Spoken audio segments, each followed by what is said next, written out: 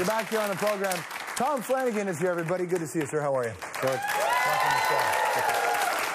So, walk me through how we got to this point with this book. I mean, first of all, titles of books can always be, can be whatever. Sometimes it's poignant, but in this particular case, it actually is very poignant when it comes to you. Persona non grata. Like, how did this happen? Well, I was giving a lecture at the University of Lethbridge on the Indian Act. I'd been invited to speak on it. And I was ambushed by a question about child pornography, which had been taken from a sidebar comment I had made several years ago. And then the people who were doing it secretly recorded it with a cell phone and then put it up the next morning on YouTube with the caption, "Flanagan okay with child pornography," which was not what I had said. But when that happened, then it rocketed around the country. In the meantime, I was driving in my car from Lethbridge back to Calgary. I didn't even know what had happened. By the time I get to Calgary, I've become persona non grata. I've been disowned by just about everybody who ever knew me. Right. And I didn't even know what was happening. It was quite an experience. And so your comment wasn't that you were pro-child. No. But your comment was... What is the appropriate level of punishment for different levels of offense? I mean, I think all child pornography is bad and is properly outlawed, but you still have a question of what kind of punishment do you inflict. And my view is that for the lowest level of offense, which would be accessing or viewing, but not doing anything else, not making it, not distributing it, that mandatory prison is not appropriate or not required. Now, why would you say that? Because no matter how you want to reason an argument out, you know that in this culture that will cause trouble for you. Yeah, I wasn't really thinking about that issue. The trouble is I was down there to talk about the Indian Act, and we did for 2.5 hours, and this question came at me in the middle of that. And I guess I wasn't nimble enough to switch gears and think about the implications. They asked me about a sidebar comment I'd made years ago, and so I didn't come in prepared to discuss this with nuances. Right. So that's how I got trapped on it.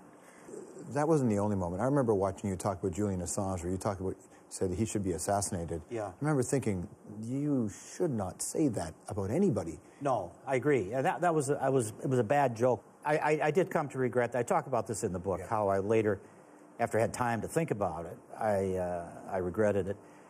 I really shouldn't be on political panels like that because I'm a fast talker and a slow thinker.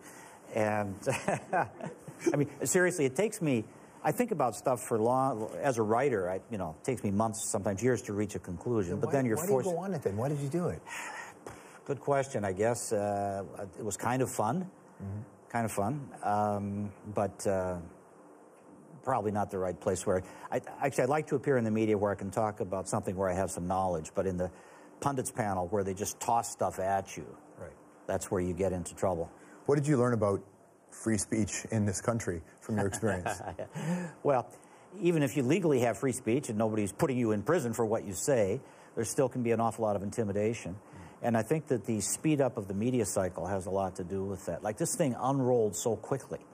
Nobody had time to think. Nobody had time to check with me to see what I had actually meant to say or what the circumstances were. Something goes up on YouTube, then the mainstream media grab it. They start asking for reaction from politicians. It's just rocketing around the country in a very short space of time. So I think that it really is conducive to sort of gotcha politics. You find a phrase somewhere that you can use, and then you start asking people to react to a phrase. And it's sort of the opposite of what you're doing in a university, where you're spending a lot of time trying to put things in context and aim at understanding. This is the politics of personal destruction. This is an attempt to find some words that you can use to damage someone's reputation. If you follow as you do federal politics in this country, it seems like it's been the politics of personal destruction for a long time now. Like, that's what happened to you is essentially what parties, and specifically this government's been doing for a long time. Yeah, it is, and I have to say, I'm obviously conservative, not a big booster of Justin Trudeau, but I felt kind of bad for Justin when he made his weak joke about Russia and the Ukraine, and then the Conservatives jumped on it. I mean, all parties do this to their opponents, and it really is the death of understanding to treat debate that way, but it's the way the political game is played. When you were involved in politics early, there's that common line that says no one wants to make attack ads, and then the moment they get into it, everybody seems to do it. You were a party to this as well, right? This kind of campaigning? Yeah, I blush to say I guess I'm guilty of it. When you're there, it's the only way that the game is played, and I would authorize our people to do similar things against opponents as they were doing to us.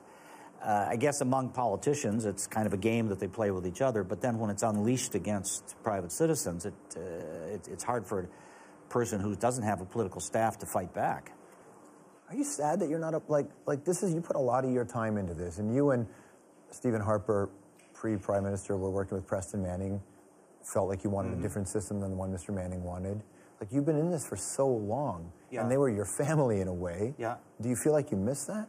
At times, yeah, at times. And I feel that there's been some policy change over the years, which is in the direction I want. May not be what everybody wants, but it's what I was working for. And so I look at some of the results that we now have, like getting back to a balanced budget and lower taxes. And yeah, that makes me happy. But I feel like I've served my time.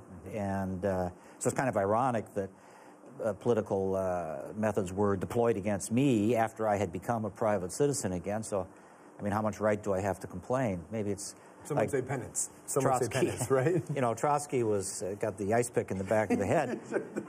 But did he have a right to complain because he'd been the commander of the Red Army who had unleashed terror across the Soviet Union? How often did you think you could compare yourself to Trotsky when you were coming out? Well, it's kind of ironic, but nice red cup here. So, yeah, well, nice red sweater, buddy. Nice red sweater. Super liberal sweater. That alone's going to give Stephen Harper a rash. Well, you know, when he sees the Prime Minister. Blue jacket, red sweater. I try to be nonpartisan today. But you know Prime Minister Harper very well. At least you know how he was.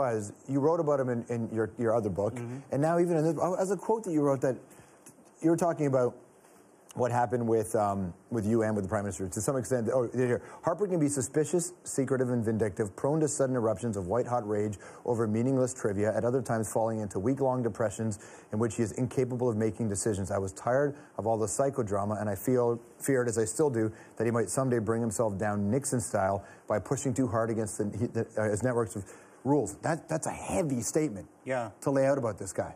Yeah. Of course, you should also read what else I said, is that he's enormously intelligent and dedicated. Well, for sure. We expect that from a Prime Minister. It's balanced. I hope it's balanced. Yeah. What I wrote is balanced. But we need that from a Prime Minister, all that other stuff. Like, that smart stuff, that should be the price of admission. But when we get to this place from a guy who was close to him, you know that he's not going to love reading that. No. So it must have been a very considered paragraph. Yeah, it was. But, you know, I have nothing to lose at this point. I mean, I'm through with politics. I'm not working for any political party. Just the only person I can embarrass now is myself. Do you still fear that he might bring himself down, Nixon style?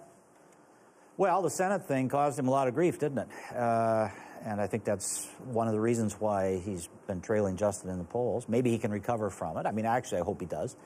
But this is sort of what I was afraid might happen, that his style of secretive and ruthless control might become so apparent that it would turn people off. And I think that happened in the Senate case. So, but it's worked for him. I mean, he's been Prime Minister for what, going on 8 years. Yeah. You know, you can hardly say he's been a political failure. He's been a political success. But this is maybe the Achilles heel. Thanks for taking the time. Okay, appreciate it. Tom Flanagan, everybody. Book is called Persona Non Grata. We'll be right back.